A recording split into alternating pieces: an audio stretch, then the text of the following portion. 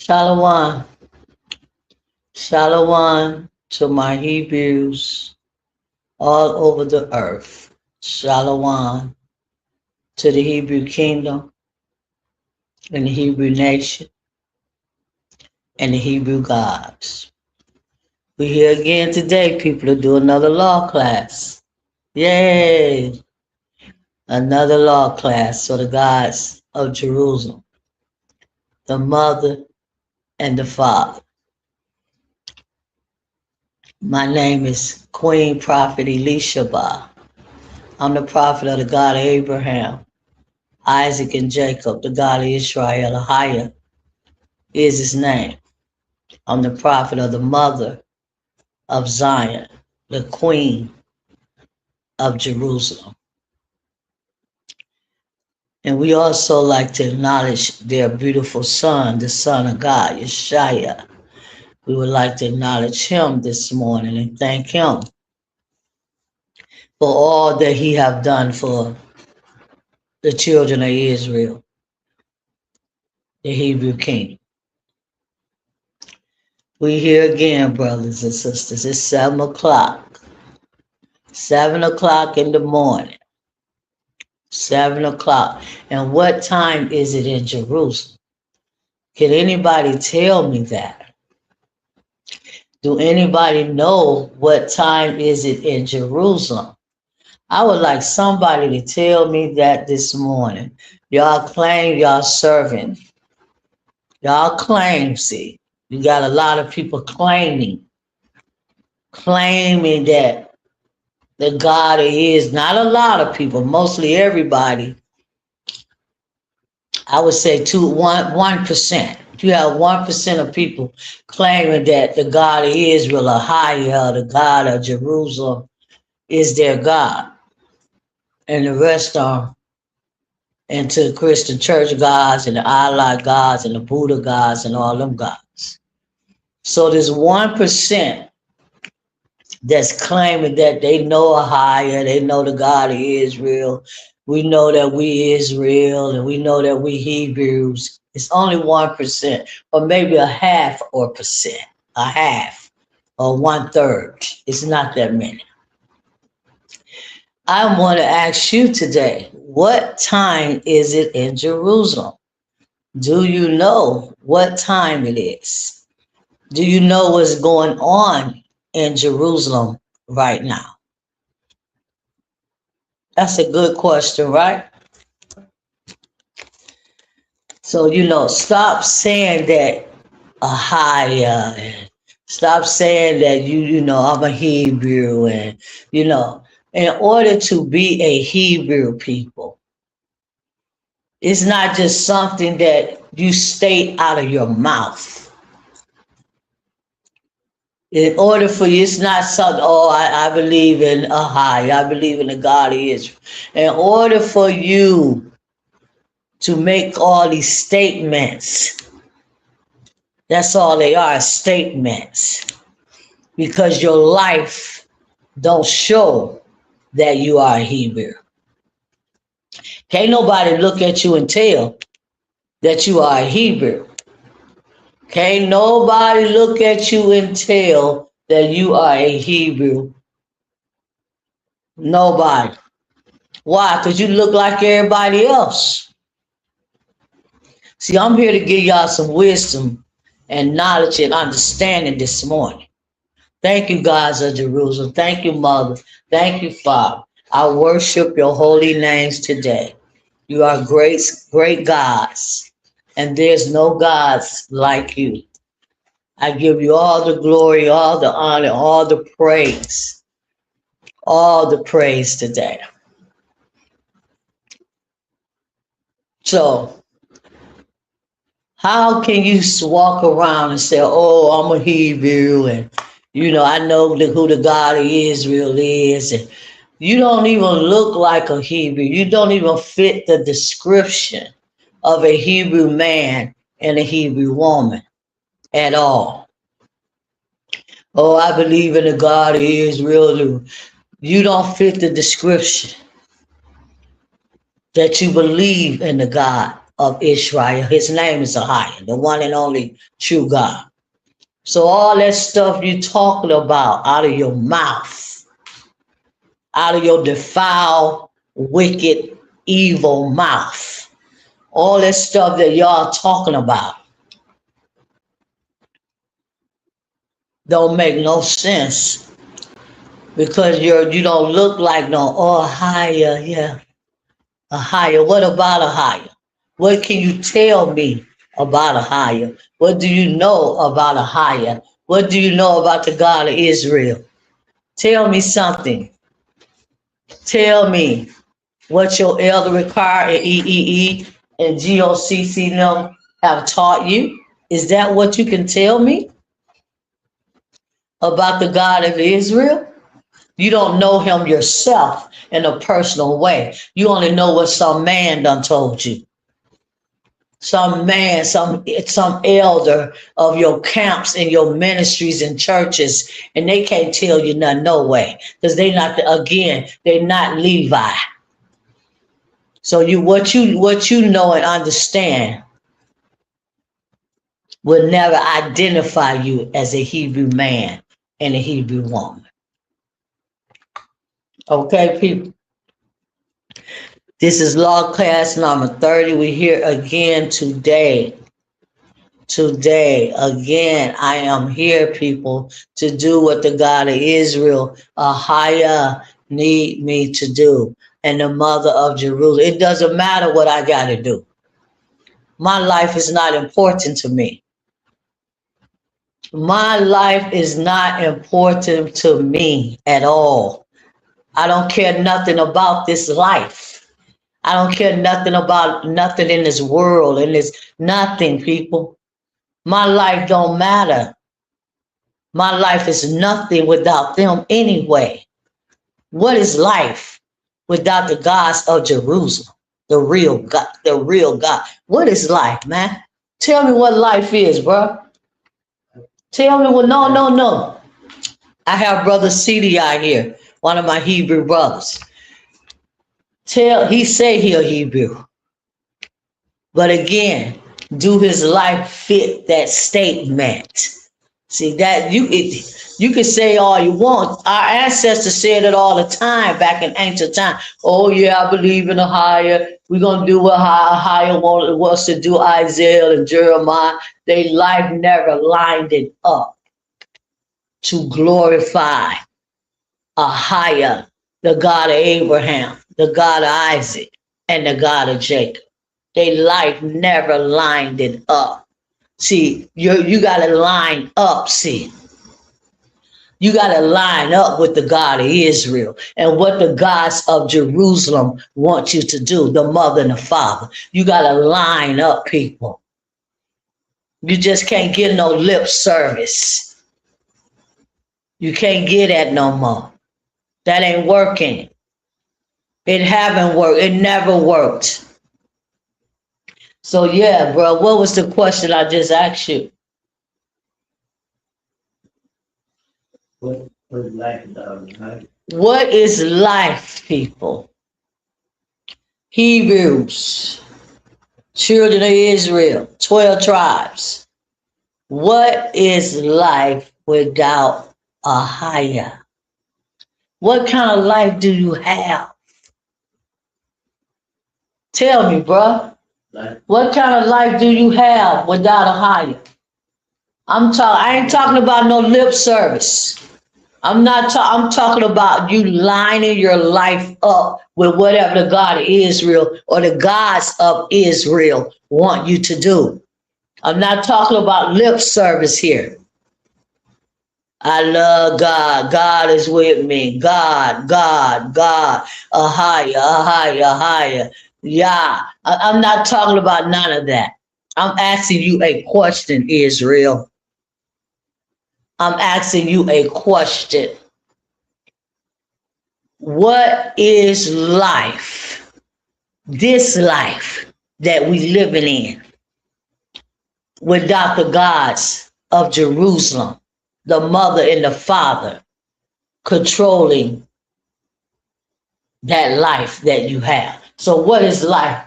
without the God of Israel? I believe the life without the God of Israel is a life vanity. Everything you do is vanity. You see how he answered that? You see how he answered that? I'm asking him in a personal way. That's a personal question that I'm asking you personally, bro, concerning your own very own self. What is your life like without the God of Israel? What kind of life do you have right now? I repeat. No, what kind of life do you have? Do I have purpose? Yes, personally, right now. We're not talking about vanity. We're asking you a personal question. What kind of life do you have without the God of Israel in your life? In my life? Fruit. No fruit. And What do you say? What you say? No fruit. yeah, I'm not doing things. No fruit, bro. Can y'all see how this man just answered that? Hebrew brothers. You see how, no fruit. Where did that word come from? You know where it come from? His religion that he followed for 80 years of his life. His religion, 70 years, however, he been a Christian all his life. So where did that word come from? I don't have no fruit in my life. What fruit is you talking about, bruh? What you talking about? And we going into our class today. See, this testimony time, this time for y'all to realize, because you don't ran out of time anyway. You've been ran out of time a long time ago. So yeah, bro, what is fruit to you? Since you used the word, can you tell us what that means? Hello, bro. What do you mean when you said fruit? Your life not bearing no fruit, we say. Yeah, so you got to help the audience today. What do that word mean? Huh? Showing action. Showing what? Action. He says showing action to what? Showing action of how things are supposed to be doing for him. Well, what is it that you're supposed to be doing for him, bro?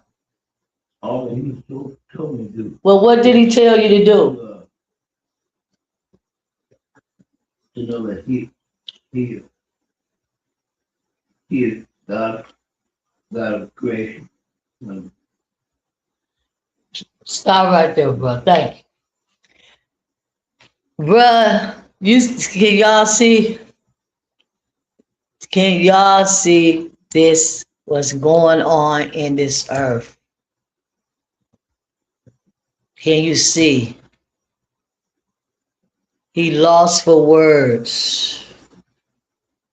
He lost for words, just like you are lost for words, Israel. You can't explain it. You can't explain anything about your life. Why? Because you dead and you sleep and you don't know nothing about your life or the God of Israel. You know of him. I keep telling y'all that. Isaiah chapter 1, verse 3. That's our Bible verse right now, people. And I want to thank all the viewers, all the people that's been coming on here live. Some of y'all want to listen. Some of y'all want to understand. I thank all the people that have been leaving comments. Thank you. Keep the comments coming, Israel. Keep the comments coming. Let me know where y'all at. Let me know what y'all need. I had one sister made a comment and said, well, what do I need to do? She said, what do I need to do? to get ready, she said. She left it in the comment. What do I need to do to get ready? And I told her in the comment section, the first thing you need to do is to denounce all your religions, everything that they have ever taught you about Jesus, about the Most High, denounce all of that. Everything that you ever been taught. I said, that's the first thing you got to do. You got to denounce all your gods and all the religions that you have followed all your life. That's it. And the second thing and the third thing.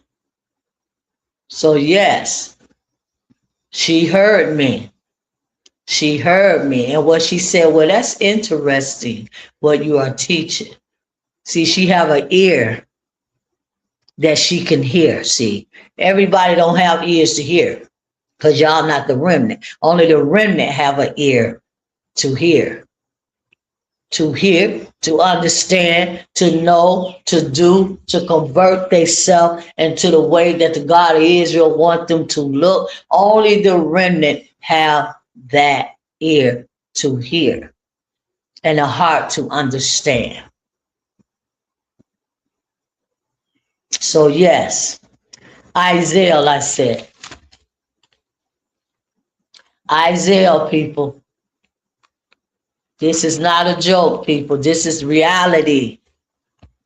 This is reality. This is real. This is real, people. You either gonna serve the God of Israel or you going to hell to be with Satan. There's no other way, people.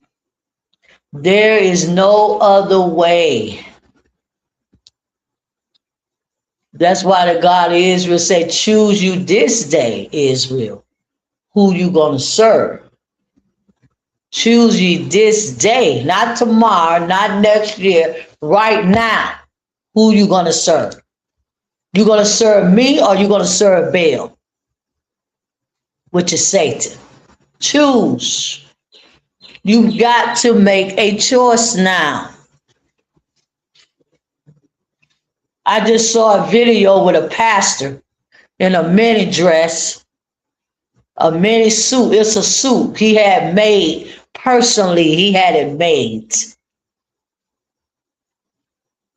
It was a two-piece mini dress up to his thighs, and he had on some dress socks, and he had on some 6 inches stiletto heels up on the pulpit. So y'all want to keep playing? Y'all want to keep playing around with this wickedness and this evil up in them Christian churches and them Hebrew Israelite churches and them Mormon churches and them Buddhist churches and them Catholic churches. Y'all want to keep playing around with the evil and the wickedness. Go ahead and keep playing. Isaiah chapter 1, verse 3. Okay?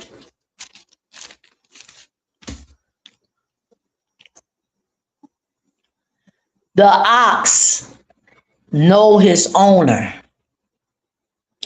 and the ass his master's crib. But Israel do not know. My people do not consider. See, people, Israel don't know. Know what? You don't know anything. You don't know anything. You don't know nothing. All you know is what your mama and them and the government and them don't program you and clone your mind to know and understand. Israel don't know nothing. That's what the God of Israel told Isaiah, the prophet. These people don't know. They are stupid, Isaiah. They are dumb. They are ignorant. They don't know nothing. They brain dead. Nada. Nothing. Israel don't know. They will not consider their wicked and evil ways. You won't consider people. You won't consider the God of Israel. You won't consider the Hebrew history, the Hebrew God, the Hebrew way, the Hebrew knowledge, the Hebrew wisdom, the Hebrew understanding. You won't consider. You won't consider. You won't give up. You won't quit. You won't stop. You will not stop. You got your life on autopilot. You got your wicked and evil life on autopilot. You will not stop. You will not quit. You will not give up. You will not let go. You will not let go of your own wicked, evil way. What is your way doing for you, bro? Nothing. What? Nothing. He said the way that he is not good, doing nothing in his life. It's not giving him nothing. It's not providing him nothing. Nothing. What do you have, bro, at 79 years old? Nothing. Nothing. Exactly, people. Exactly. Exactly. Yeah, he been a Christian for 50, 60 years, 70 years his life. 60. Yeah, exactly. Nothing is going to happen, Pete. Because the God of Israel say right here. But Israel, the 12 tribes, Judah, Benjamin, Levi, Issachar, Zebulun, Asher, Naphtali, Gad, Reuben, Simeon, Levi,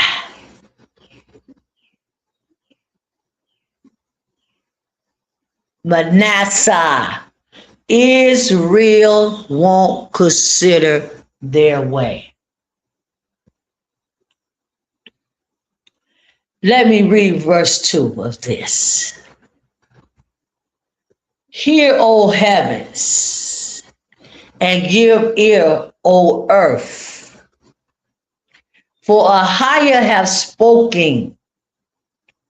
I have nourished and brought up children, and they have rebelled against me. Everybody right now is in rebellion against the God of Israel. Everybody, people, everybody. That's what he telling Isaiah. They have rebelled against me. The ox know his owner, and the ass his master crib. But Israel don't not know me. Don't know me. You don't know the God of Israel. The God that can help you. The God that can change you. The God that can give you a new life. The God that can give you a new mind. The God that can give you and your children. You don't know that God. And that's why your life is the way that it is. And it's never going to change. And it's never going to get better. And it's never going to get good. Why? Take it from this brother. He's 79 years old. And he just said to you that his life is nothing. He don't have nothing. He don't know nothing. He don't understand nothing. At 79, what do you understand, bro? And we go into the precept for Isaiah chapter 1, verse 3. Huh? What do you understand? What you know, how can you help the audience to see today what Isaiah is saying right here? Israel don't know. They don't consider, meaning that they don't think about the things that they are doing wrong to the God of Israel. They don't consider it. It's not important that I hurt the God of Israel, the mother of Zion. It's not important to me. It's all about what I want, when I want, what I got to do, how I got. It's not important that I hurt them. It's not important that I rebel against the prophet that the God of Israel have in front of me. It's not important to me. I'm going to keep rebelling against her. I'm going to keep going against her. Why? Because it's not important to me what the God of Israel want me to do. I'm going to keep rebelling. I'm going to keep rebelling against the prophet of the God of Israel.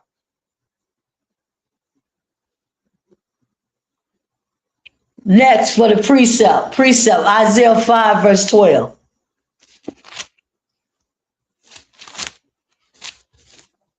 Long as I can do it my way, long as I can do what I want to do, long as I am happy, I'm not concerned about nobody else. I don't care about, well, you on your way to hell. Get ready, because hell door is going to open you right up in there. You on your way to hell, the underworld, where Hornhead live, Satan and all his children. He got billions and trillions of them. You going right up in there with them, believe me. You going, bruh. You going, sis. Because you refuse to know the God of Israel. You refuse to do what the God of Israel wants. You refuse to correct yourself and your wicked, evil way against him and his prophet. Yeah, you against me. You don't even know me and you against me.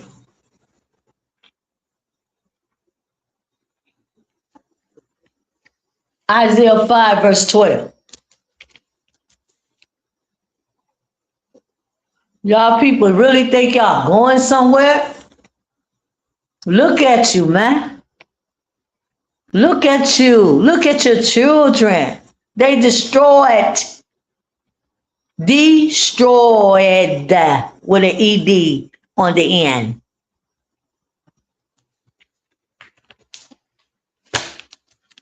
Isaiah 5, verse 12. It says,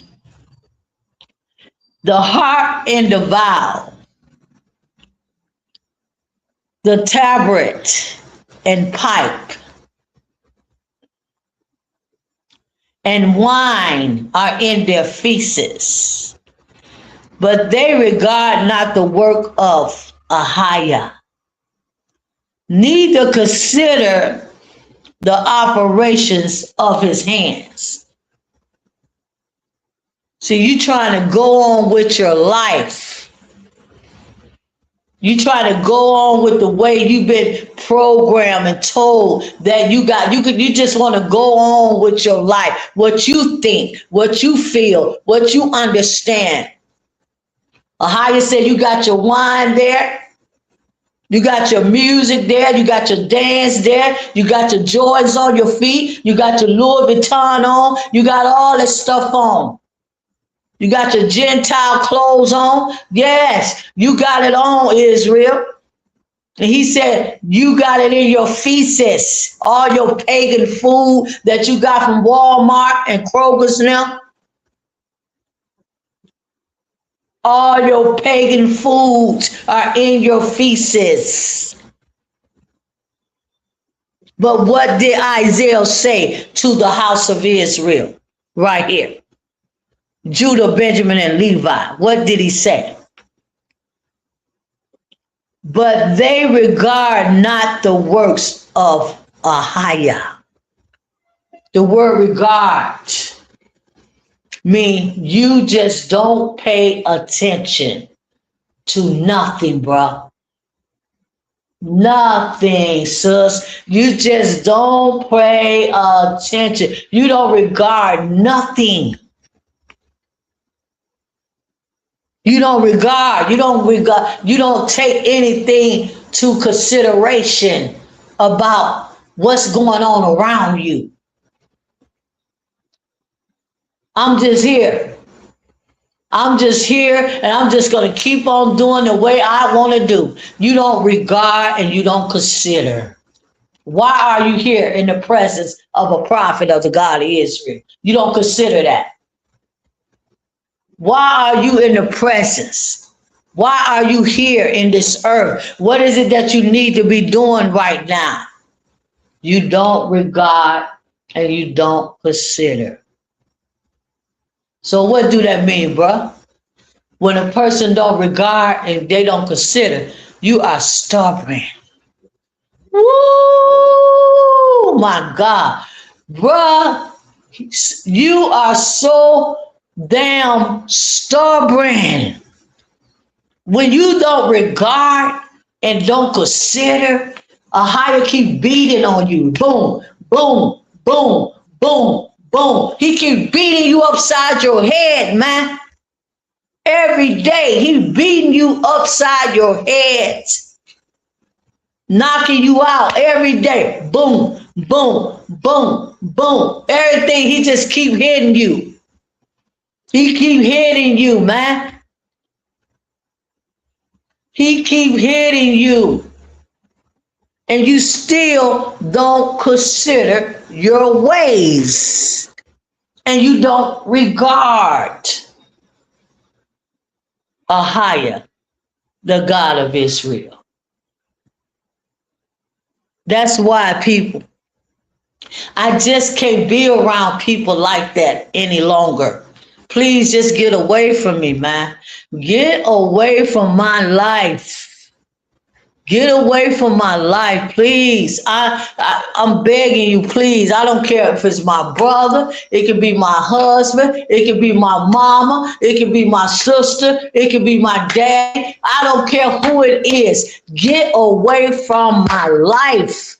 I don't have time to be around people that's against the God of Israel.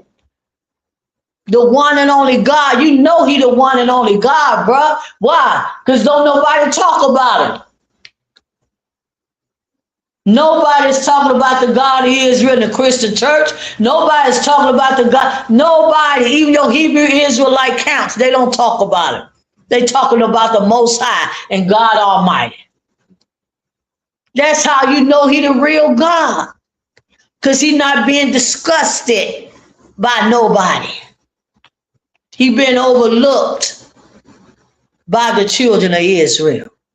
Next precept. Jeremiah 22, verse 4. I don't want you around me. I don't care who it is. Please just go away from me and leave me be. That's the best thing. That's the best thing. I don't want to be around rebellious people any longer. My brother, he rebellious. Everybody around me is rebellious against my God. Why? What do I want to be around y'all for? Please get away from my life, man. I just don't want to be around that no more. I already did all of that. I already tried to help so many hundreds of people to find the God of Israel higher, the real God. I tried so many times. I don't want to do it no more. I'm only after the remnant. I don't got time for people like that. The remnant is not rebellious. They right now they're rebellious, but they got an ear to hear and a heart to understand. But rebellious people, they don't have an ear to hear. They don't have a heart to understand. And they don't want to quit.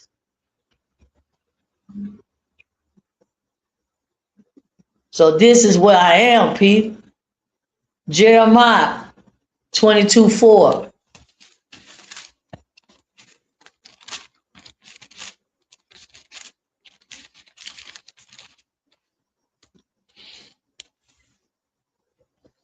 Nobody's considering anything. Look at y'all, people. Y'all so sick. Mentally, y'all are sick. Mentally, y'all are so very sick in the mind. Mentally. Mentally, you are gone. Physically, you ain't doing nothing but sitting on your ass.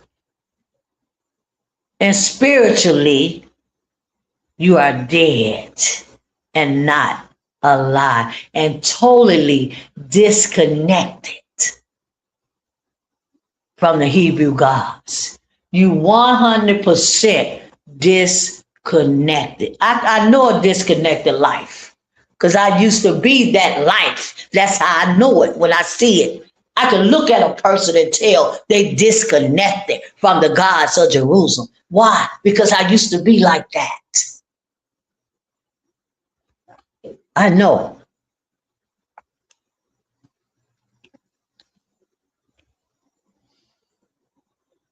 Jeremiah 22:4, or is it 4:22? Jeremiah 4:22. And we get ready to go into our law class, people.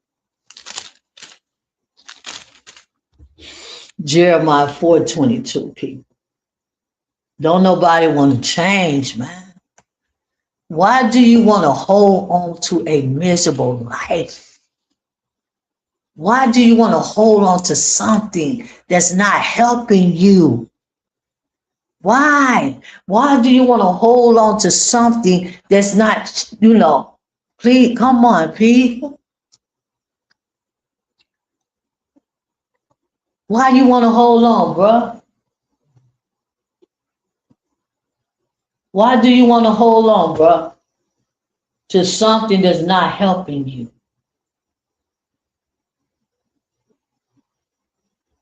That's a personal question.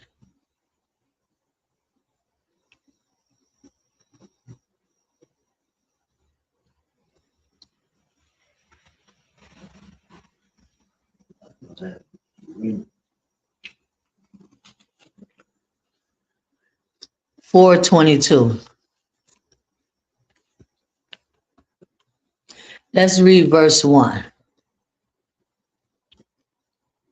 Start at verse 20. Jeremiah 4. This is a precept to Isaiah chapter 1, verse 3. Destruction upon destruction. And that's exactly where you are right now, Israel. Destruction upon destruction. Your life is nothing but destruction. That's all it is. Destruction upon destruction. Cry for the whole land is spoiled. Suddenly are my tents spoiled and my curtains in a moment. So the God of Israel right here in Jeremiah 4, Ahiah is his name and is my name. Jeremiah 4. The God of Israel brought so much destruction on the house of Israel. He brought so much destruction on them. So much, there's so much death, so much hunger, so much starvation, so much mental illness, so much sickness, so much disease, so much misery, so much frustration, so much pain, so much of everything. They didn't have no water, they didn't have no food, they didn't have nothing. Destruction is upon your tents.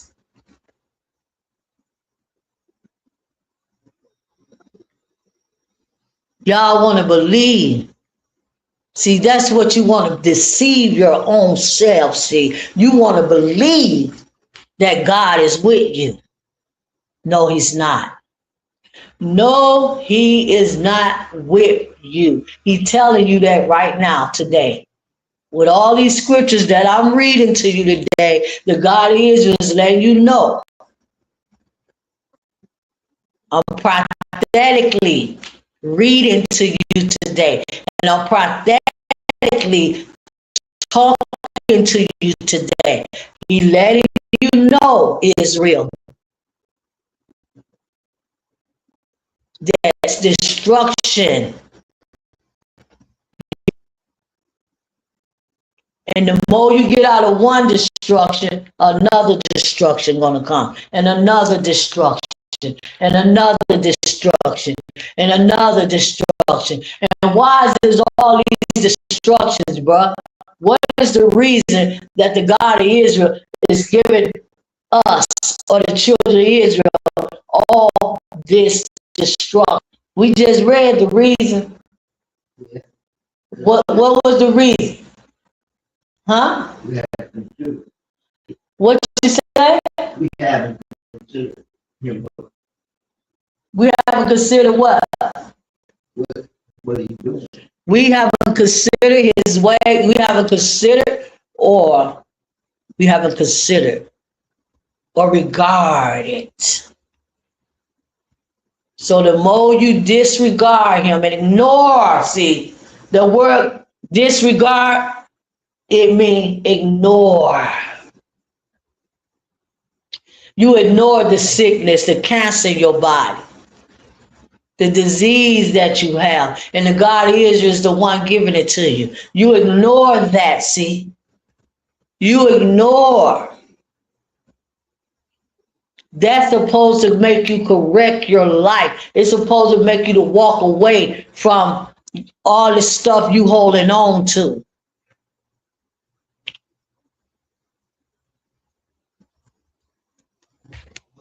Destruction upon destruction. That cried. They cried. Who was crying? The children of Israel was crying when they was in Jerusalem. The God of Israel was blowing them out, people. He was blowing them. He was killing their children. Oh, man, he was blowing them out. Killed their children, killed their husband, killed their wife. Oh, my, man, he was blowing them out in Jerusalem. The God of Israel was hurting them so very bad because they was hurting him. See, that's how you know when you hurting the one and only true God, the one that put you in this earth, your creator. You only got one, him and the mother of Jerusalem. Israel was hurting him so bad. This is how you know that you hurting the God of Israel. And he's not happy with your life, and he's not happy with you. You got so much pain, so much destruction, so much poverty, so much hunger, so much everything in your life. And you just cannot figure out how to get out of it. No, you're not going to get out of it. You're not going to get out. I'm reading Jeremiah right now, chapter 4, verse 22, before we go into our law class. So he said right here, verse 20 of Jeremiah 4, destruction upon destruction cried, for the whole land is for sullenly, are my tents for and my curtains in a moment. How long? Ooh, I hear the God of Israel talking today, asking you a question, Hebrews. How long? He's been asking this question since ancient times. Since Adam and Eve bit off the tree.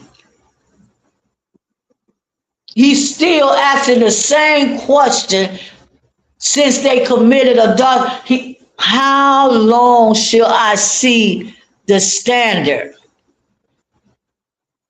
That's what Jeremiah is saying. How long should I see this wickedness that's going on in Jerusalem? How long, man? How long do I got to see all this evil as the prophet of the God of Israel? I see a lot of evil, people. I see a lot of evil, man.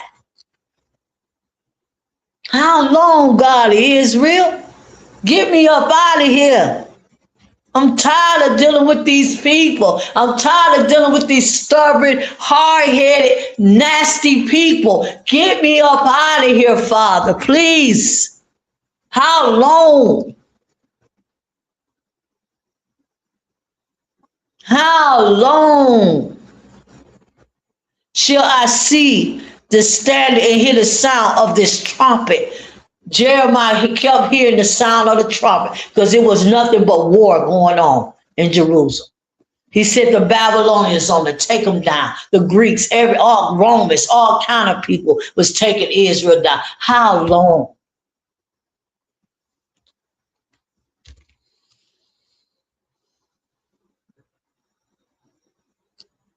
Verse 22, people. For my people is foolish. See, that's what's wrong with y'all. The God of Israel is telling you right here that you are foolish. You don't have no sense, people. You don't have no sense and you don't know how to do nothing. Nothing. You don't got no sense, people. You foolish. You think what you doing is so pretty. You think what you doing is so good. Yeah, I'm going to just do what I want. Go, yeah, how long? Y'all think of how you're going to deal with y'all, people. He about to collapse this world. I already told y'all that. You got 3 months left. You got 3 months left, bruh. The collapse is already taking place, people. I told y'all major things is going to happen before the year of 2026, March. Major. The collapse has been. Ain't nobody got no jobs ain't no jobs in America. They laying off thousands and thousands of people every day. Can't nobody pay their rent. Ain't got no money. People homeless, losing their job. White folks with doctor degrees, homeless. White folks with bachelor's degrees are hungry. Black people with PhDs sleeping in cars. Can't pay their rent, can't find no job, nothing. Your world is about to collapse right in front of your eyes. And what is you going to do? What is you going to do, Judah? What is you going to do, Issachar? What are you going to do? Absolutely nothing. Just like your ancestors. Absolutely nothing. Disconnected and isolated in your mind to do anything for the God. You can't. You too weak. You too weak. You ain't got no power. You weak as water, man. I can blow on y'all and all of y'all will fall down instantly. That's how weak. Now, right here, how long he said, for my people is foolish. You don't know the God of Israel, people. I keep telling y'all that. don't care how much your churches and your camps and EEE and GOCC them telling you. You right here in Jeremiah 4:22, you do not know the God of Israel. For my people are foolish, they have not known me. They are Scottish children and have no understanding. That's what's wrong with you, bruh. That's what's wrong with you. You. No understanding. Y'all are Scottish children. What is a Scottish child? Scottish. What is Scottish? Weak. Weak. Scottish.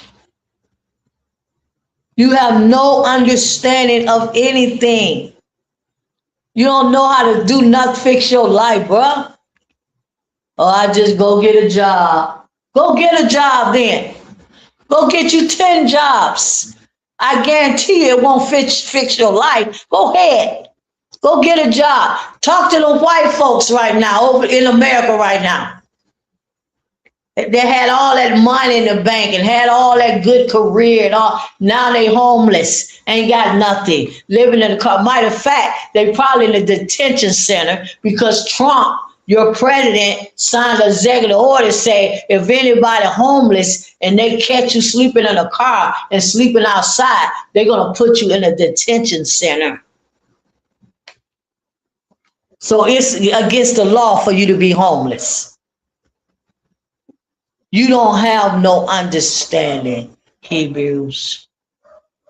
Stop thinking you do. Stop thinking you so deep.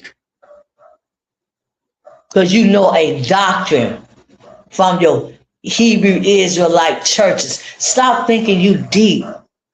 Them men don't know nothing. They can't teach you nothing. They don't know the God of Israel.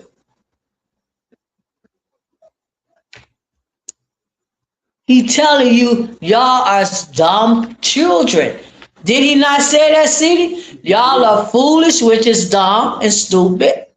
Jeremiah 4:22? Y'all foolish. Y'all don't have no understanding. Y'all are Scottish children. The God of Israel said that about you, not me. He said that about you. So stop thinking you so deep and you got it going on and you know what you're doing. Yes.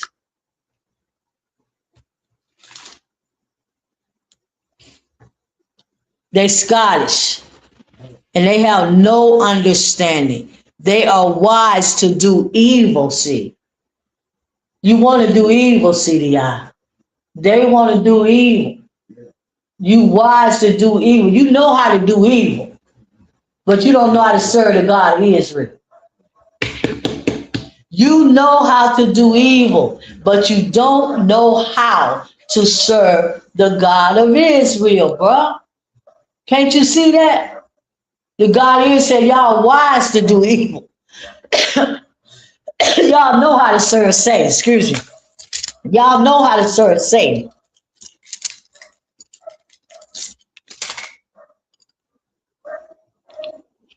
Wow. Give me some water, bro. Excuse me. One moment, people. My allergies going up. We get ready to go into the law class.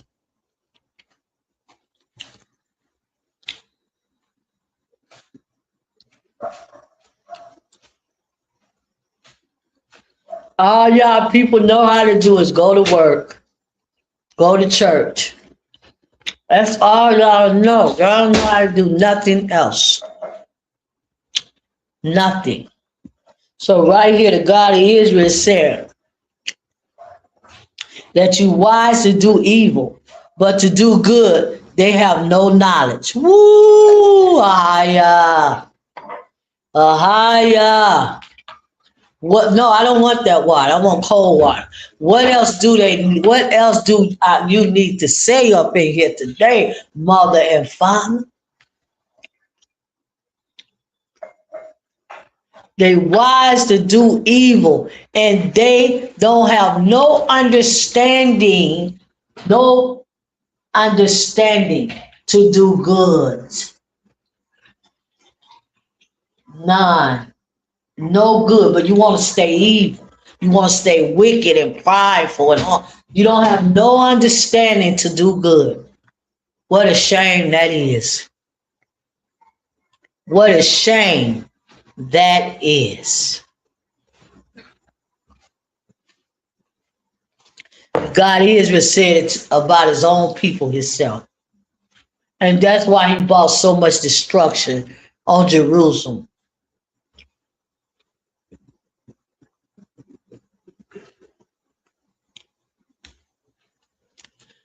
We're going to go to our law class right now. We're going to start at law number 346.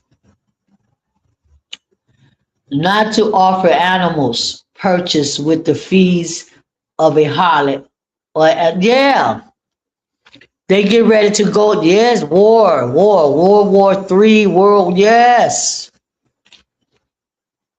They talking about taking this down, taking that down, doing this, doing that, coming up with curfews. You got to stay in the house. Yes, all kind of stuff is finna happen, and it's happening right now. Destruction upon destruction from the God of Abraham, Isaac, and Jacob. Ahia is my name. Get ready, Hebrews. Get ready, Gentiles. Get ready. Y'all think y'all so good and you got to figure it out? You think you have it figured out, Israel?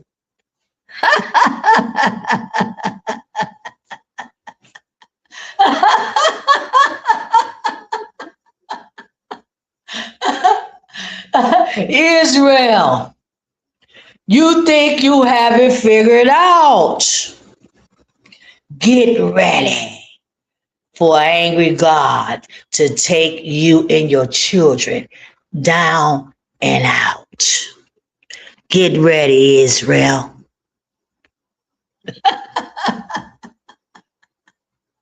Y'all think you got it figured out, huh?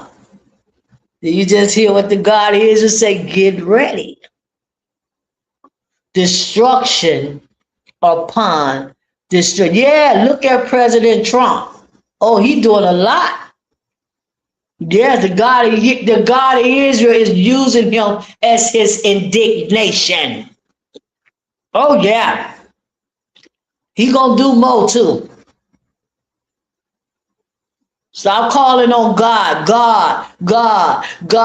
Jesus, God, Allah, Buddha, Jehovah, God, help me.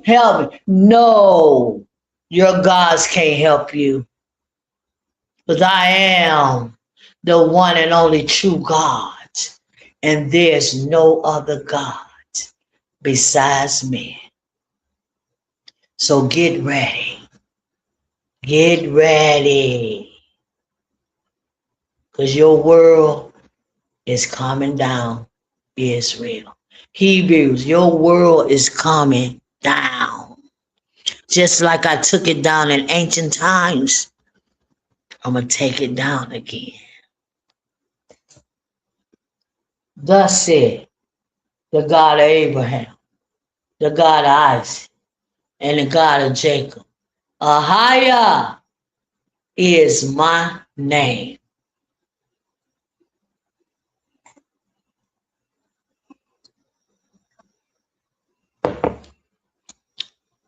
Yeah.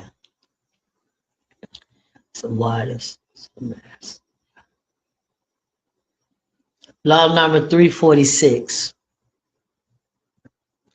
of the 613 laws. Going into our law class now.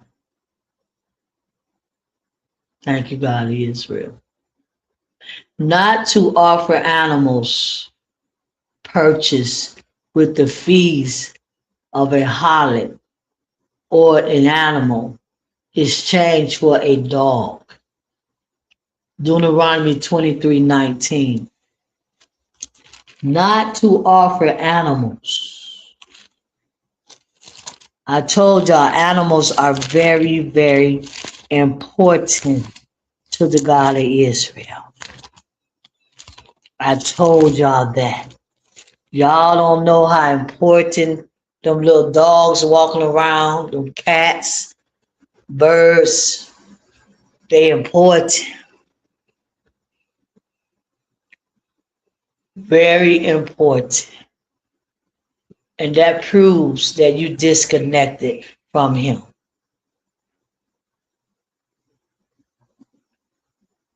Because you're not connected to his creation, see.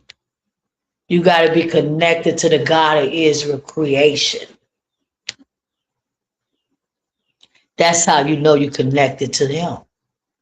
Because everything he created in his earth, you got to be connected to it. Not to offer animals purchased with the fees of an whore or a prostitute. So in ancient times, they had prostitution back then. Prostitution is it been around since the world began. They had it in Adam and Eve day. It always been around. Whores, harlots, and prostitution. So the children of Israel, the God of Israel, made a law right here. Law number 346. Not to offer any animals purchased from money that a prostitute make. Yeah. You had the daughters of Zion going around laying up with Gentile men back in ancient times. Just like they love to lay up with Gentile white men today. You had the daughters of Zion going around Jerusalem in ancient times, having sex with Hebrew men and married men to get money out of them. There's nothing new up under the sun, okay? What has been has already been. You had Hebrew men, homosexuals, gay. Hebrew men, gay, homosexuals, bisexuals, going around Jerusalem, dressing like women. Yes, man. Why you think the God of Israel made the law saying that a woman should not wear man clothes and a man can't wear women clothes? Why did he make that law? Because the children of Israel was going off. They was doing that. Yes, you had homosexuals running around having sex with men, getting money, trying to take it up into the temple. And Solomon went off. So he was letting all that come up in there. He was letting all them sodomites, them homosexuals, them lesbians, all that stuff was going on. They was bringing all that money up in the temple, giving it to Solomon. And he started buying animals and all that and trying to give it to the God of Israel. That's why the God of Israel destroyed the temple. Because they was going off. They turned it into a whorehouse. It became a harlot house, a whorehouse. The God of Israel tore it down.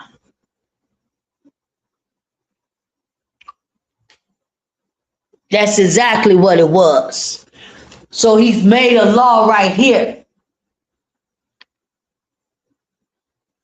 346. If you are a hoe, are you the kind of woman walk up and down the street in Jerusalem?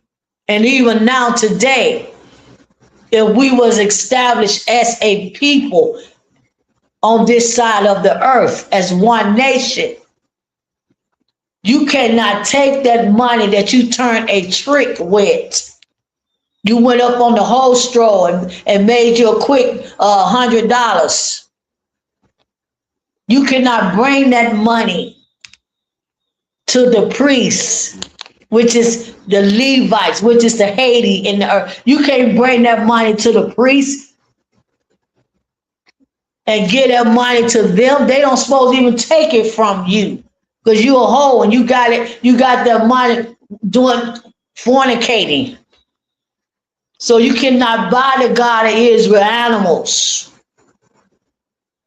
with money that you got unlawfully. Unlawfully, okay? All the money that you get, it must be lawful for the God of Israel to accept it. He don't accept unlawful things. You should look at the Christian church. They don't care where you get the money from, as long as you bring it to the pastor. That's why I'm telling you people, these people ain't serving the God of Israel. The God of Israel ain't got nothing to do with that nasty, filthy paganism that's going up in there.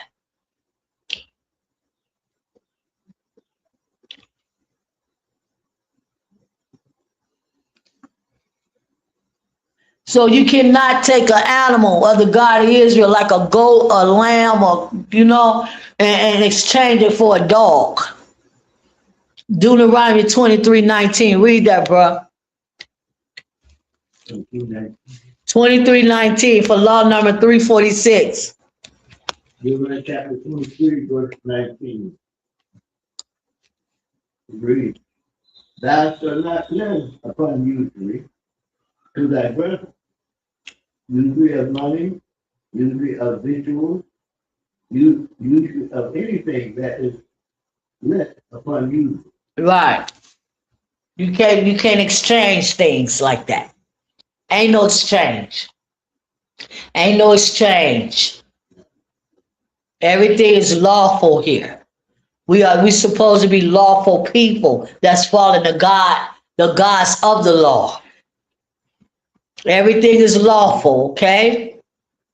You got a lawful mind. Your mind's supposed to be lawful. Don't mistreat me. Don't mistreat them. Don't do none of that. Lawfulness.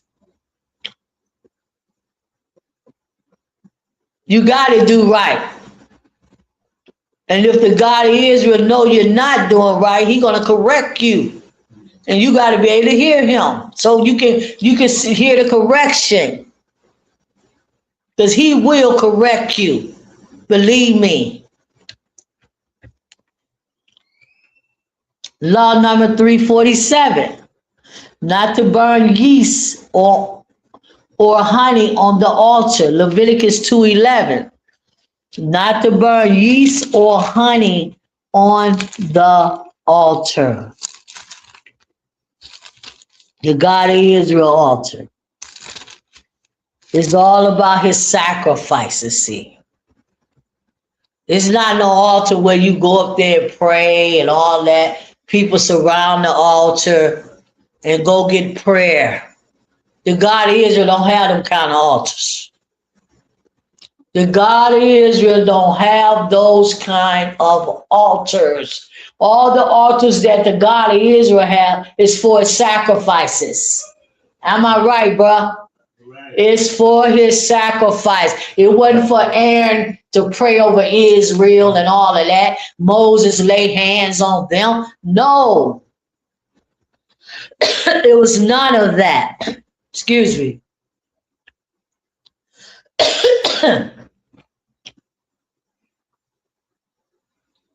So y'all see the difference in the God of Israel altar. Then the altars y'all got up in y'all pagan Christian churches and ministries. Y'all go up there and get prayer. What scripture is that, bro? What scripture is that up under the law, the Torah, the Hebrew scrolls, that tell you to gather around the altar of the God of Israel? What's gather around the altar? Wait a minute, the children of Israel couldn't even go near the altar. They would die. The God of Israel will kill them if they come near the altar in the tabernacle. And when they built the temple, they wasn't allowed to get too close to where the sacrifice was. They was not allowed to go in there. See, and that's what the God of Israel altar is for, his sacrifice. So no, you're not going to gather around that and get a olive oil poured on you and poured on your head and get somebody to lay hand. No, no, no. What scripture is that, bruh?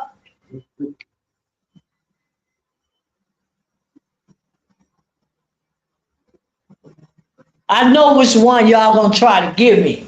The one where they say, elder, call if anybody gets sick. Call for the elders and let them lay hands on you and anoint you. I know the one y'all gonna try to use, but that's not Torah, okay? That's not Torah. And the God of Israel only deal with his law. He don't deal with nothing else. He don't deal with nothing else. That's not Torah. Am I right, bro? That's the New Testament. That's the New Testament. He ain't gonna never call no elder to lay hands on nobody. He ain't gonna never tell Levi to lay hands on the children of Israel. For what? For what, bro? What's the purpose of that? Why do Levi, the priest, the minister forever of the God of Israel, need to lay hands on the children of Israel? For what? They got sin offerings and goats and things that they burnt when the children of Israel went off and did sin and wickedness in the wilderness. Aaron would take a goat or a lamb and burn it, right? For a peace offering or sin offering. But you don't see no scripture where they was laying hands on nobody. No scripture, bro.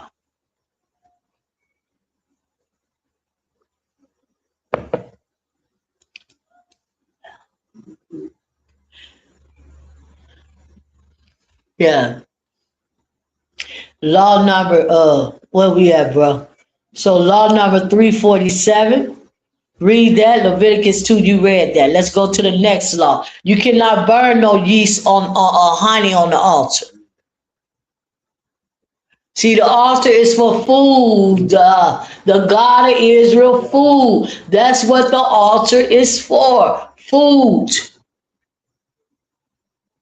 It ain't for you to go around and get prayer. and get around the altar, excuse me, and sing your Christian songs and all that stuff. Ain't that's what they do in the Christian church? Yeah. The pastor will call everybody up there. Come on up to the altar today. We're gonna pray over you. We're gonna see no people. That's why you're so disconnected, people. You're so disconnected. You're so out of it, people. You're so emotionally disconnected and drained. Drained. Your life is like just drained. It's like no energy in you. It's like no life is in you. You dead. You like a dead corpse. You like a dead corpse, Israel. Drink this mess.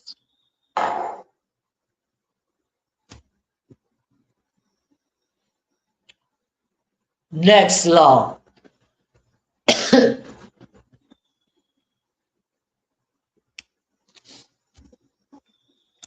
Give me a minute, people. Let me just get my throat together here.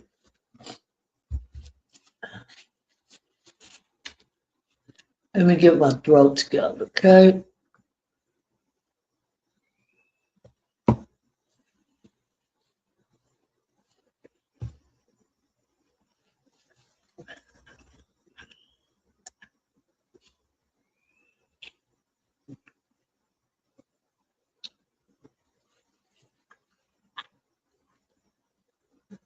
You so stubborn, can't nobody tell y'all nothing too. That's another thing about y'all. Y'all so stubborn, man. When somebody tell y'all something, y'all don't listen. Mm-mm. Mm-mm.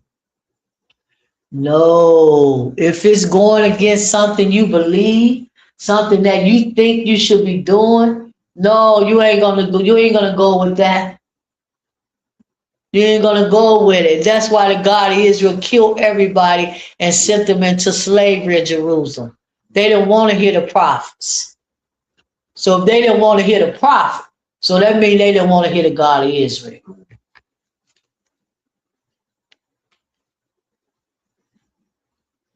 I'm around with rebellious people, and I want to get away from rebellious people. Everybody. I don't want to be around rebellious people no more. I mean it, people. I just don't want to deal with that. And that's why the God of Israel told me, daughter, you are the prophet of the remnant, my remnant. You don't got to deal with nobody else. He don't want me to deal with nobody else. He only want me to deal with his remnant. That's it. Because he know I already did all that. I already dealt with all kind of people, man. Trying to correct them and show them who the God are higher. Yeah, I already dealt with all of that. So that's why he told me, daughter, you just a remnant. I want you to go after the remnant.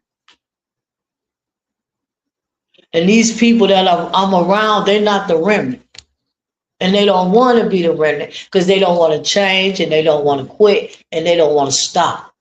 See, that's a perfect sign right there that you belong to the beast.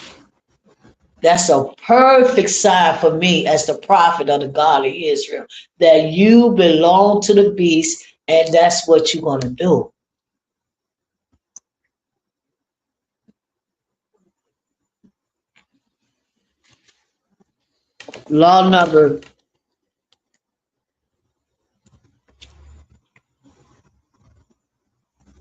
Law number 348 of the 613 laws.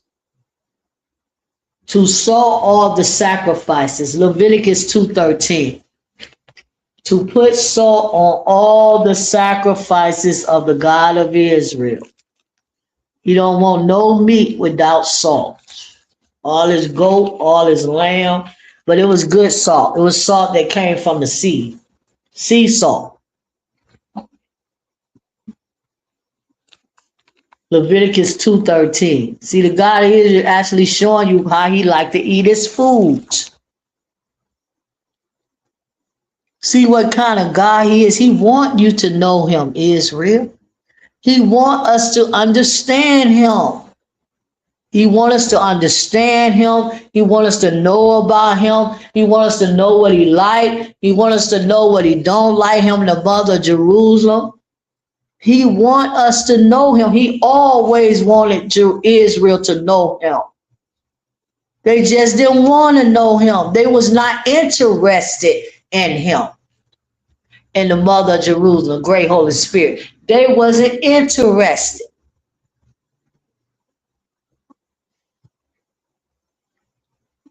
They lost interest in him, just like Adam and Eve lost interest.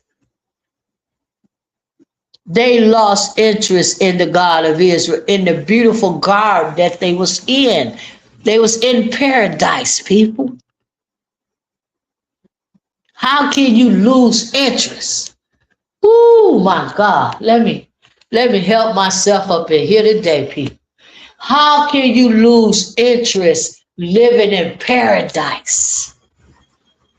In a beautiful garden with all the beautiful trees that had the beautiful aroma. When you read the book of Jubilee, it describes all the trees of the garden. How beautiful they was and how it smelled good on the trees. And you had the tree of wisdom. You had all kind of trees of knowledge and wisdom.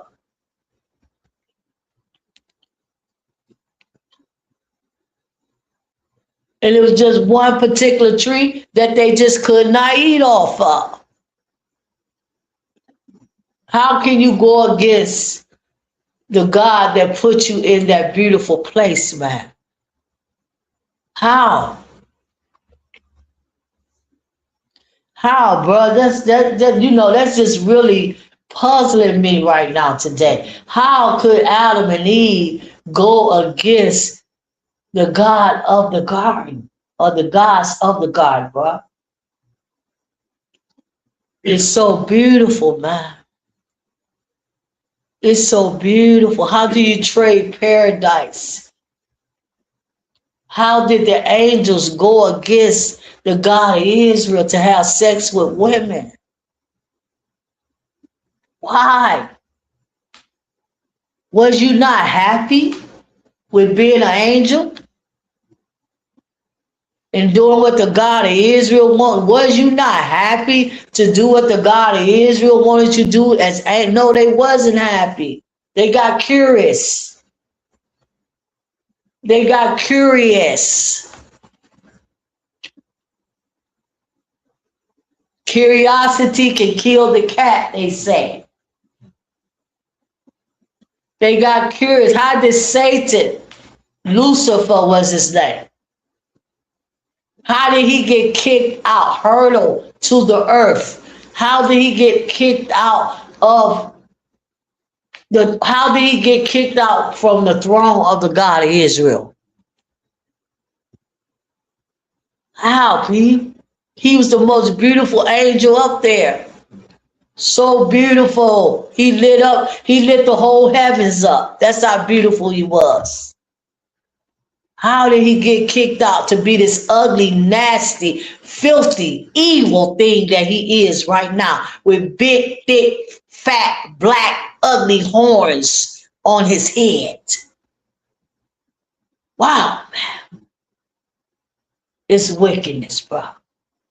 So that means if the angels went against the God of Israel and Adam and Eve went against the God of Israel, what do you think y'all doing right now today?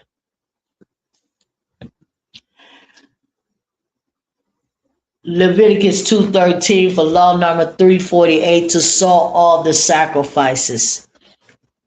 Leviticus 2:13. Let me get it, people. So Aaron, the priest, had to put salt on all the sacrifices, people, okay? Not one of them, all of them. This is what the altar is for. It's not for you to lay hands and put oil on you and none of that. That's a pagan altar.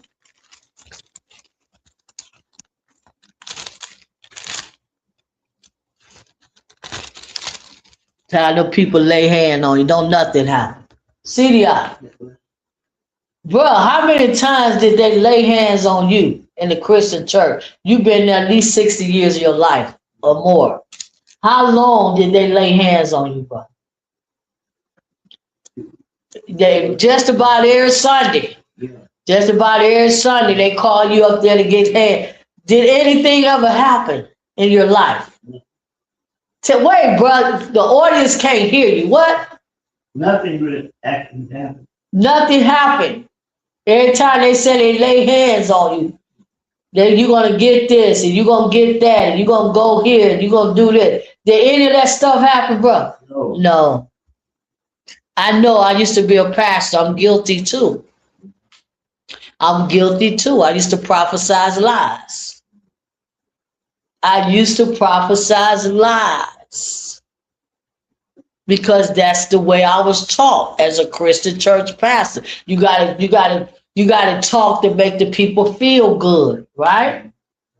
To get the money out of them, you gotta tell them all kind of stuff that's gonna happen. You're gonna get a car, you're gonna get a house, you're gonna get all of that. But not all the time that I told them, it didn't come to pass. Sometimes that I told them, it would happen just the way I said. So yeah. But law number 349, not to omit the salt from grain offerings. Leviticus 2:13. Read that again. Leviticus 2 Yeah, chapter 2, verse 13. for law number 348 and law number 347. No, law number 348 and law number 348 and law number 349 had the same Bible verse. Leviticus 2:13. And every abolition of thy meat offering shall thou season with salt. These shall thou suffer salt of the covenant of thy God to be lacking from meat. From thy meat offering. With all thy offering, thou shalt offer salt. With all your offerings, Israel, you should offer salt. Salt is a very, very important thing for you to have in your body. Sea salt, original salt that comes from the sea.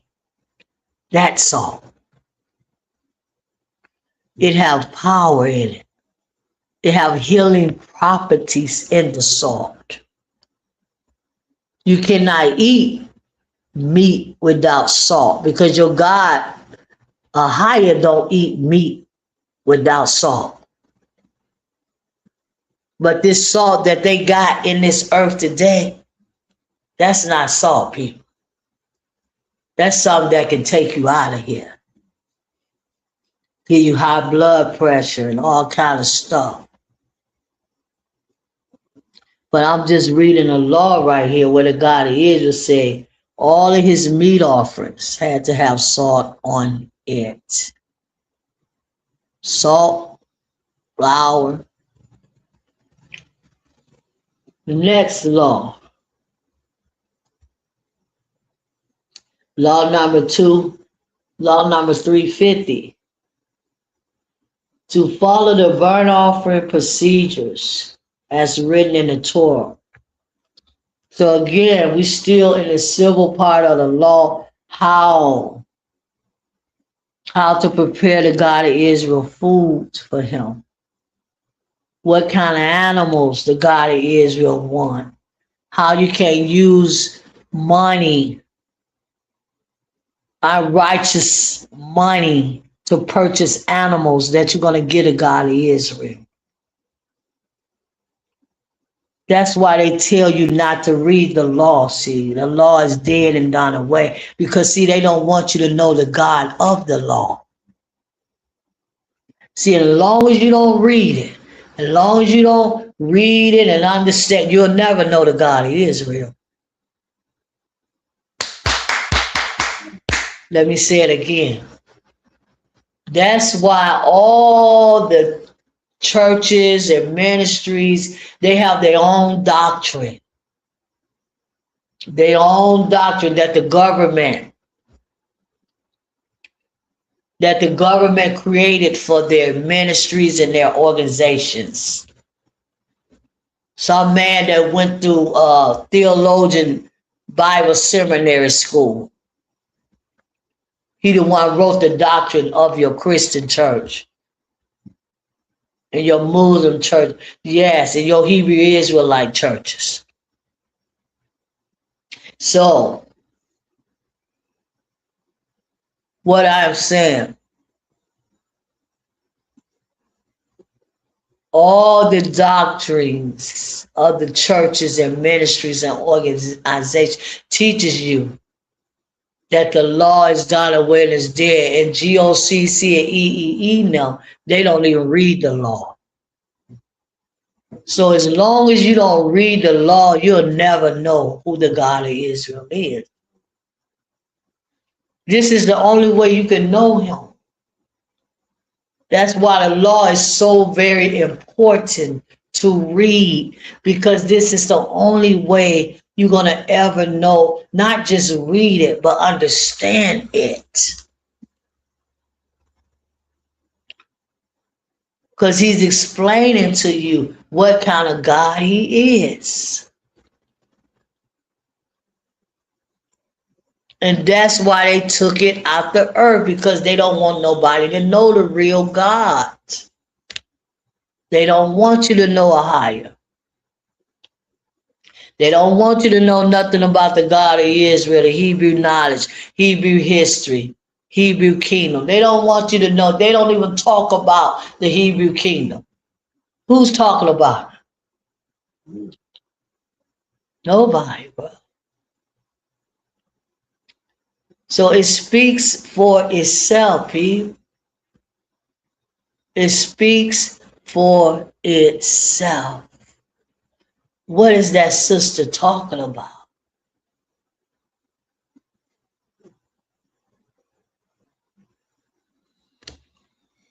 Next law. See, as long as they don't read the law, they can keep getting the tithes out of you. Because the law going to show you that tithing is food.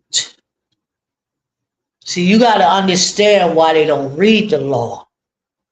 No, the law is not dead. No, the law is not done away with. The law is life. The law is direction. The law is blueprint for your life. So you can understand your life and the gods that put you in this life. That's what the law is all about. A blueprint and direction for your life. And see, that's why y'all don't have no direction and no understanding. And you do all kind of stuff.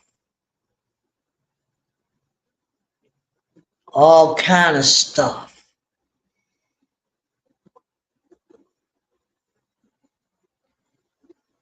Tell you what to wear. The law tell you what kind of clothes to wear. But do you wear? No. The law tell you what kind of food to eat. But do you eat it? No. The law tell you what kind of medicine you gonna take that's gonna heal you. Do they have any herbs in the earth? Yes, but they hard to find. Because again, they want to hide the herbs, and they rather for you to go to the pharmacy, and they rather for you to go to the doctor and let him write you a prescription, see? So you can take that medicine that they make, got that witchcraft in it, that they sorcerers don't made up somewhere in a clinic or in a laboratory. So yeah, they take the herbs out the earth. See, you can't find no herbs at a grocery store. You gotta look for herbs, man. They not easy to find. I'm talking about good herbs. I'm not talking about that GMO stuff. I'm not talking about no GMO herbs. I'm talking about something that comes naturally from the ground and from the earth. That's what can heal you. So they took all of that out the earth and they created hospitals and doctors and clinics. And the Bible clearly say up under the law that herbs is for your healing. Herbs is your medicine. They see people. My mama big on it. But girl, I gotta go to the doctor. She want me to make her a doctor appointment. I'm not gonna make you no doctor appointment. I'm too awake now for that. When I wasn't awake, yeah, I'll make it for you. But I'm too awakened now. I could care less if you go to a doctor and anything else. You ain't talking about the God of Israel. Get up out my face, bro. Mama, daddy, sister, I don't care who you is. Get up out of my face, please. Because you just a lost, dumb, stupid, Scottish, rebellious person. And I don't care. It could be mom or whoever. Don't care. Mama ain't never taught me nothing. What mama taught me? Please, people, stop telling me something but mama. What did mama teach me? You should be talking about your mama like that. You know, you need to respect your mama. Respect your mama and honor your mama. Mothers are good. Well, yeah, really. See, that's what you've been brainwashed to believe. But what have mama taught me? She didn't teach me about the law. She didn't teach me about the law. She didn't teach me about the God of Israel. She didn't teach me about nothing. That's why these men are so messed up. These men are so messed up in this world, man.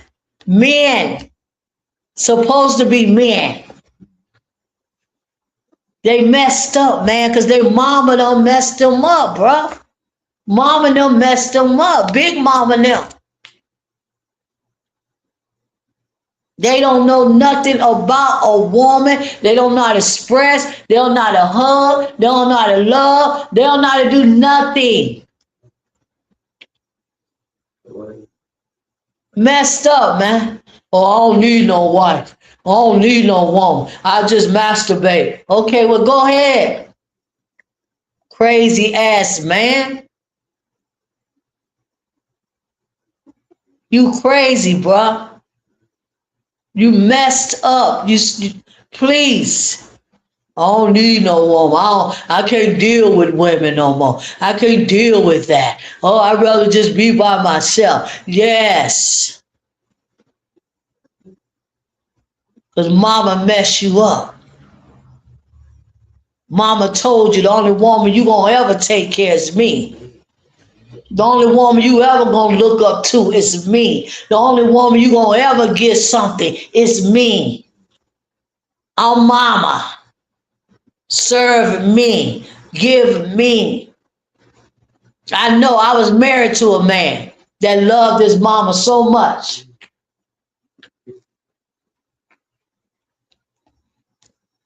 He would take the money that he worked for. Every week he had to send mama $50 of it. Even though he didn't have much, he had to send mama $50 of it. But they never gave his wife $50.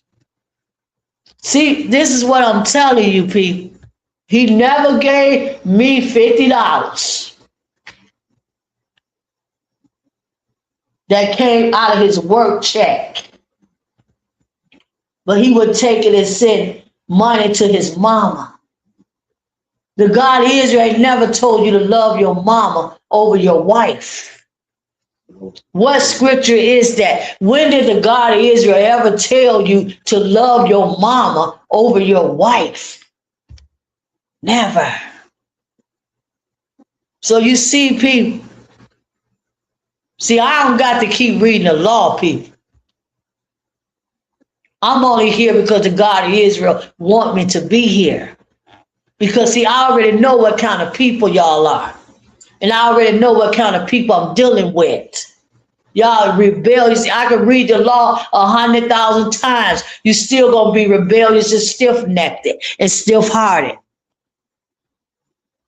So, no, I just can't come on here and read no law, see.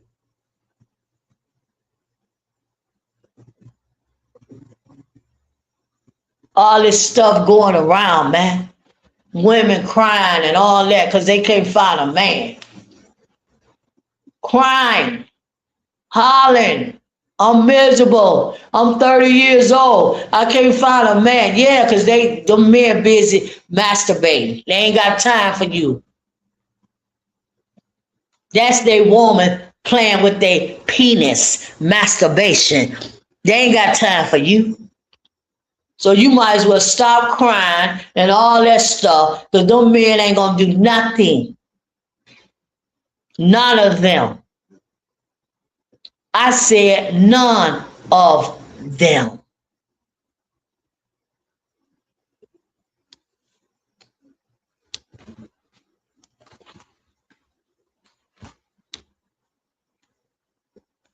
Oh, why is she talking about masturbation? Because it's reality. Everybody doing it. It's reality. I ain't got to talk about no pretty stuff to y'all. I'm talking to y'all about reality. While women lonely and crying, women that's married, they married to men, been married for 20 years. Instead of their husband having sex with them, they go in the room and close the door and masturbate. This is what's going on, people, in this world. There's some wicked, evil men in this earth that's against women. And the same for the women.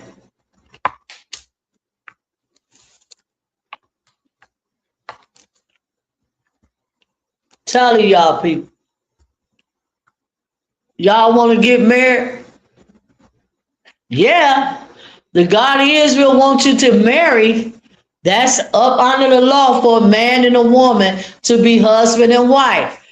But you sure you want to marry these crazy men? Are you sure, daughters of Zion, that you want to marry these crazy men? Y'all better watch it, man. Take it from prophet. Take it from prophet, okay? I know. I've been married. I've been married and I know what they all about. They all about they damn selves, people. That's what they're about. They damn selves. They self.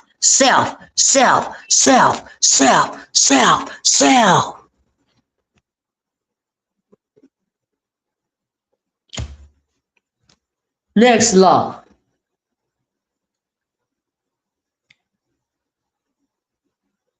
I'm sitting right next to a man. Sitting right next to a man that's 79 years old, they say. Ain't never been married a day in his life. Ain't never had a girlfriend a day in his life. So what do that tell you, women, about men? That should tell you a whole lot right there. And he don't want no woman. See, this is what's wrong with the men.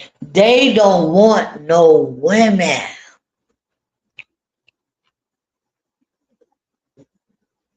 Because they arrogant and they self-centered, see. They proud.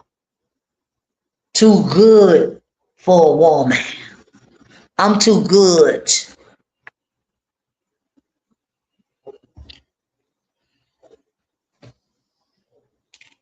I don't need to be around these kind of people. I don't want to be around these kind of people. I don't care who it is. Get away from me, please, because you're not normal. You're not normal. You're to me, you're a freak. And I'm just being honest, people, how I feel. I don't care who it is. To me, you're not normal and you are a freak. You're not normal. I don't want to be around abnormal people that's not normal. In reality, don't want no woman, don't want to have no sex, don't want, please, I don't care who, get away from me. I want you to get away from me, whoever it is. Because see, I want to spend the rest of my life, bro, around normal people. People that's normal, people that want to live normal, people that want to be right, people that want to be good, people that want to know what the God of Israel ain't never told you not to have sex with a woman.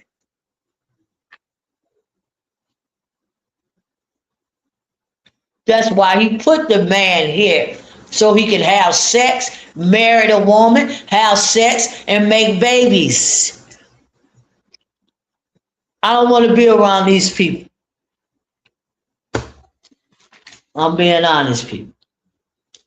They act normal. To me, they freaks. You know what a freak is?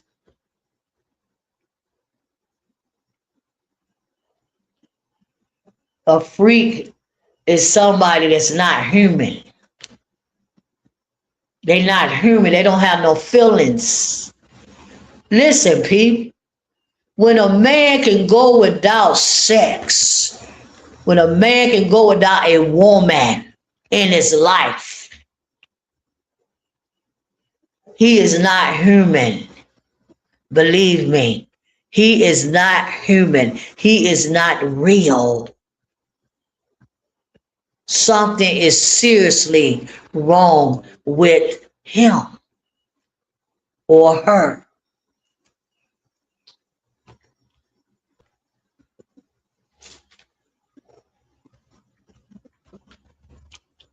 Law number 350. To follow the burnt offering procedures as written in the Torah. Leviticus 1:3. See, Ahia wants y'all to know. And that's why he got me talking like this today. Because see, Ahia wants y'all to know and understand that he see everything that y'all are doing. And it's not right. And it's not righteous. And you're never going to get nowhere being the way that you are. Go ahead. What have it got my brother here at 79? What have it got you, bro? A lonely life. No woman. No woman to share his life with. A lonely, lonely, sad, depressed life. Am I right, bro? Huh? Right. Depressed life. He went so long without a woman because he feared intimacy. See, he emotionally unavailable. He emotionally unavailable for a woman and for anybody. He feared having sex with a woman. Yes. He feared that. Because if he didn't fear, he would have been on it. He would have did it a long time ago. I can't be around these kind of people. I don't care who they are. I know the God is and said, with love and kindness have I drew them.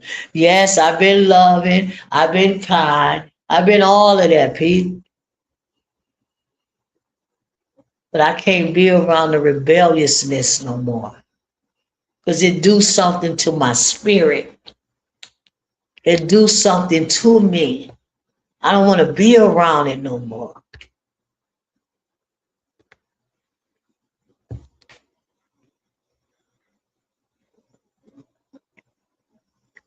Everybody want a husband. All kind of women crying and all of that. I'm looking for the right man, they said. I'm looking for Mr. Right. I'm looking for the one God gonna send me. I'm looking for the one God gonna give me. Oh, I want that man that I've been looking for all my life. Well, when you find that man that you've been looking for, you believe all your life, what is that man gonna do? You know what I'm gonna tell you, what he gonna do? Absolutely nothing. Absolutely nothing. I'm telling you, women, I know from experience. I know from experience that they're going to do absolutely nothing.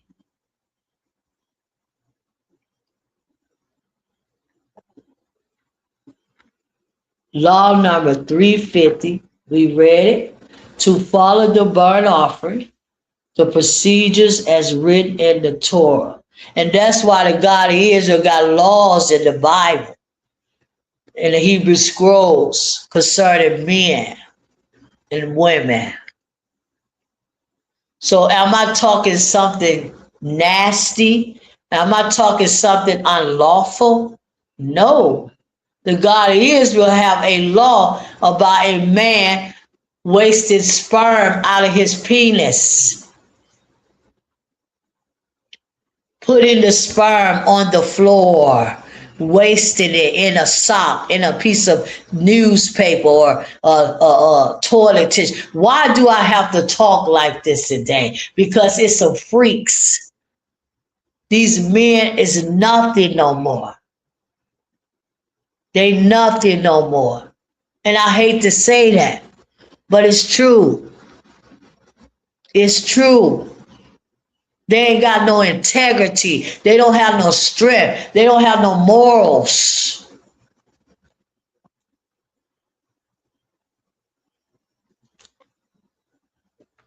The God of Israel, they've been masturbating since ancient times. That ain't nothing new. It's nothing new. Men and women have been masturbating since ancient times.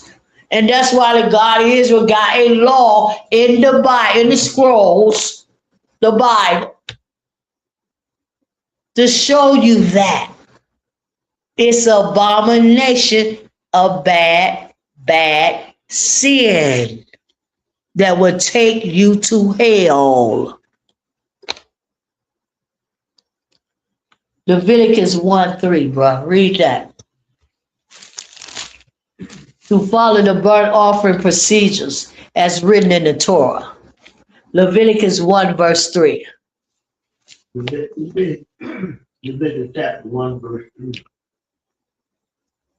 If his offering be a burnt sacrifice of the herd, let him offer a male without blemish. He shall offer it of his own voluntary will at the door of the tabernacle of the congregation before a hire. As written in the Torah, you got to follow the procedures, people.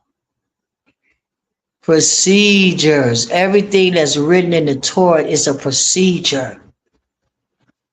Procedure. The burnt offerings. You got to do it the way the God of Israel want you to do it. The way that is written in the Torah. When we get back to Jerusalem, what can we do over here in this wicked side of the world? Where these Gentiles don't polluted everything. Everything is polluted.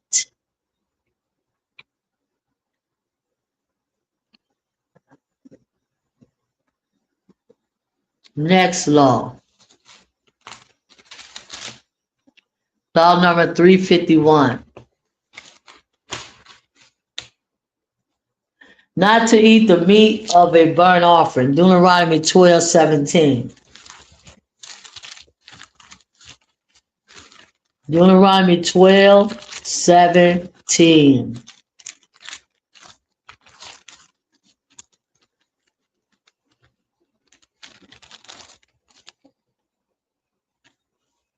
Deuteronomy chapter 12, verse 17. Thou mayest not eat within thy gate the tithe of thy corn, or of thy wine, or of thy oil, for the tax. Deuteronomy 12:17.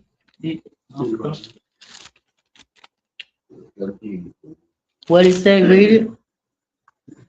Thou mayest not eat. That's not Deuteronomy 12:17.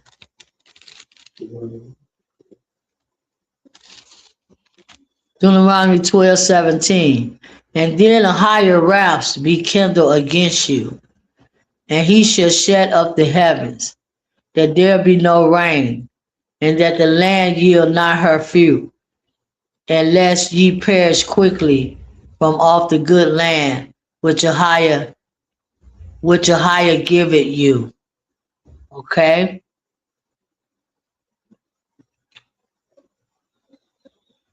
You don't want the wrath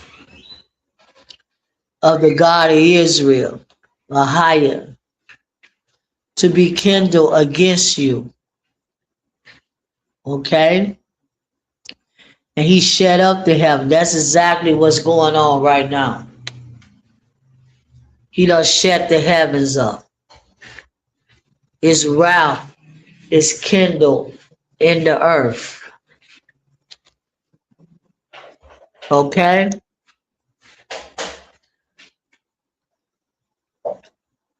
He don't give you no rain. And you will die quickly in the earth. This is exactly what's happening, people. This is exactly. Y'all wonder why little children dying? This is why. Oh, she was so innocent. Was she really that innocent? When she used to stay up all night playing video games? Was she really that innocent, little boo-boo and baby now? Your children. Why is God? He got to be a mean God. Because why would he, kill children? I don't like that God. He's a mean God. He take kids' life and, get kids diabetes and, cancer and all of that and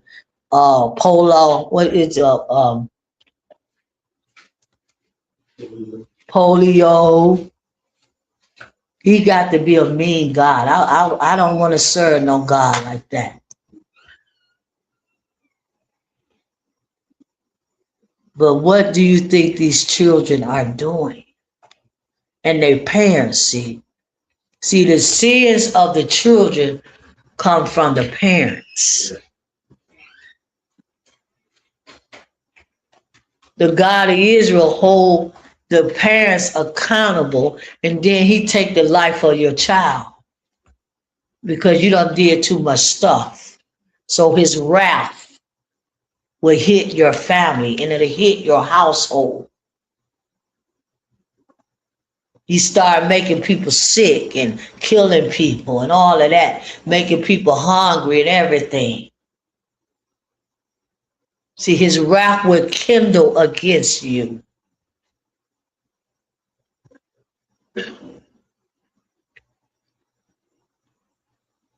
What your children doing? They don't know the God of Israel. They don't know nothing about the real God. So why shouldn't he not take them out the earth? They just like you. You taught them to be like you. Why do the God of Israel need to preserve children that's wicked and don't know him and all they do is play video games and put their Jordans on their feet and all of that and yes. On their social media platforms 24 hours, all day, every day. Why shouldn't the God of Israel take your wicked child up out the earth? Your child is wicked just like you was wicked when you was a little girl and a little boy. Yeah, people, I did a lot of things when I was a child. Lot of things at 7 and 8 and 9 and 10 and 5 and 6 years old. Things that the God of Israel didn't like. But guess what? I'm still here.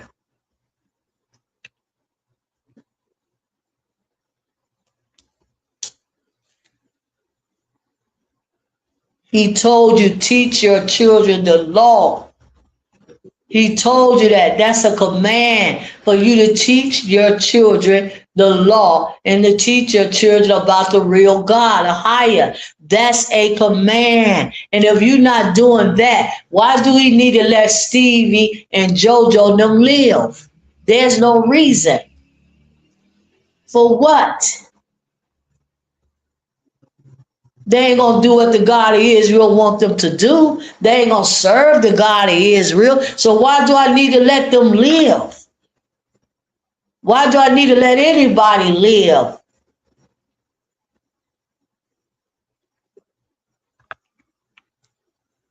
I'm only looking for my remnant people.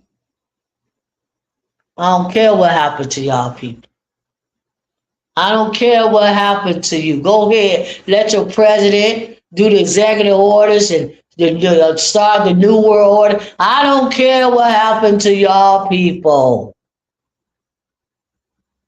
I don't care. Because you never cared about me. And I really don't care nothing about you. Next law. Law number 352. To carry out procedures for a sin offering, Leviticus 6:18. Leviticus 6:18.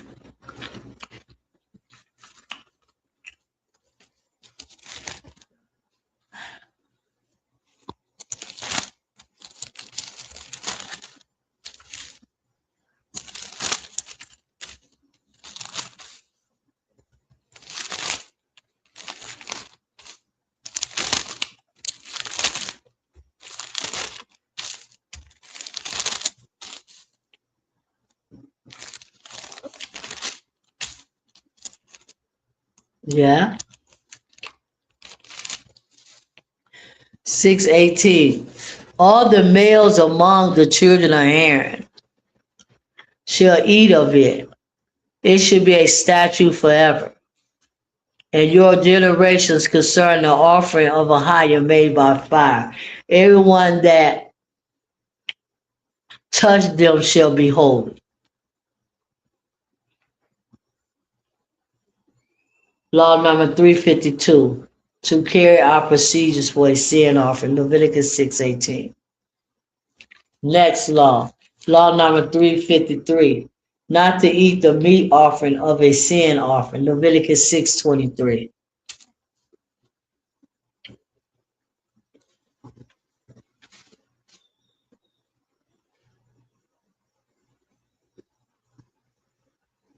For every meat offering, for the priest shall be wholly burnt. It shall not be eaten. It cannot be eaten. Next law, law number 354.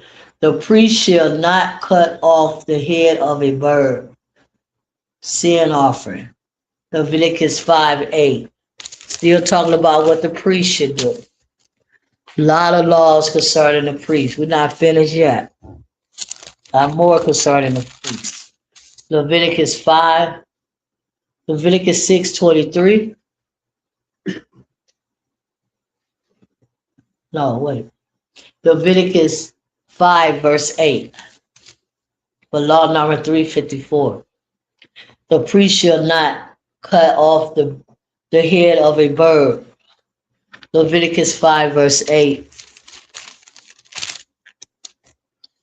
And you shall bring them unto the priest, who shall offer that which is for the sin offering first, and wring off his head from his neck, but you shall not divide it asunder. Okay? You got to wring the head of the chicken. You can't cut his head off. You got to wring it till it break. Law number 356. The priest must eat the sacrifice meat in the temple. Exodus 29:33.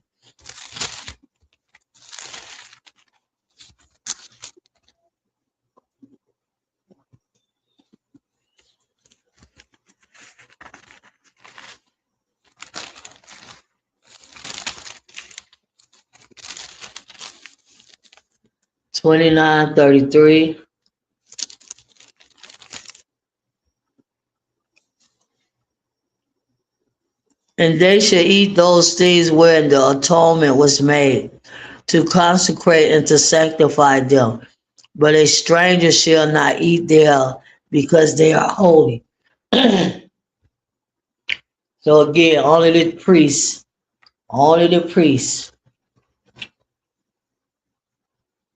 The priest must eat the sacrifice meat in the temple. Okay? Once he had to eat it in the tabernacle or either the temple. He could eat it outside with the children of Israel looking at them and all of that. He had to go away to himself in the temple or the tabernacle and eat the sacrifice meat that he sacrificed to the God of Israel. When the God of Israel then consumed it with the fire, then the priests had to eat that. But not in the presence of nobody but him and the God of Israel. Because it's holy. The meat is holy. The meat is sacred.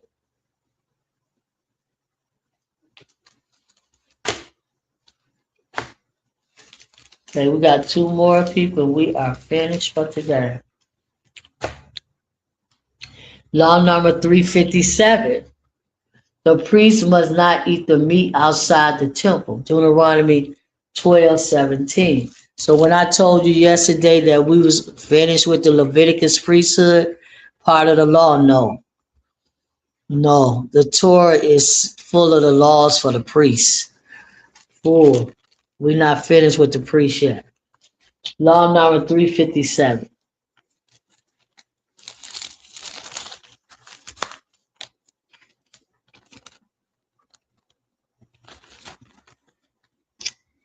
Deuteronomy 12:17. Just read down. Deuteronomy, 12:17.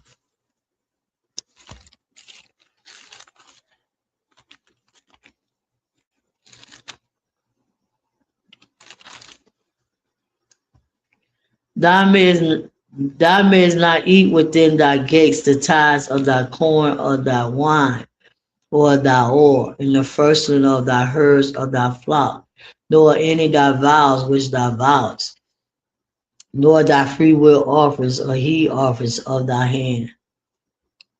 But thou must eat them before Ahijah thy God, in the place which Ahijah thy God should choose, thou and thy sons and thy daughters, and thy manservants and maidservants, and the Levites that is within thy gates.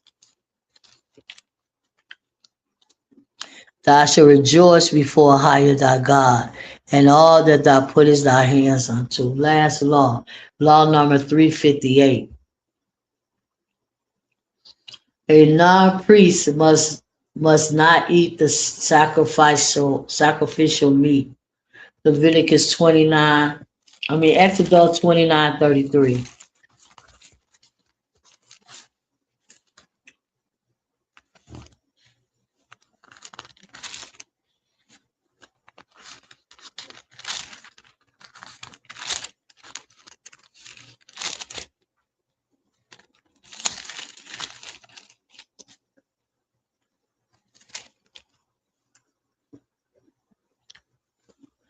And they shall eat those things where the atonement was made, to consecrate and to sanctify them. But a stranger shall not eat them, because they are holy. Okay, people. That is law class number 30 for today. Exodus 29:33, right? Let me make sure. The right one. No.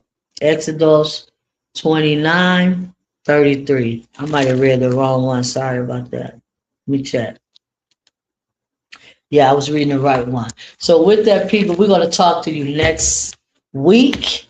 It is the end of our week. It's the end of our law class for this week. And we'll see you again next week, people. If the God is, will say so.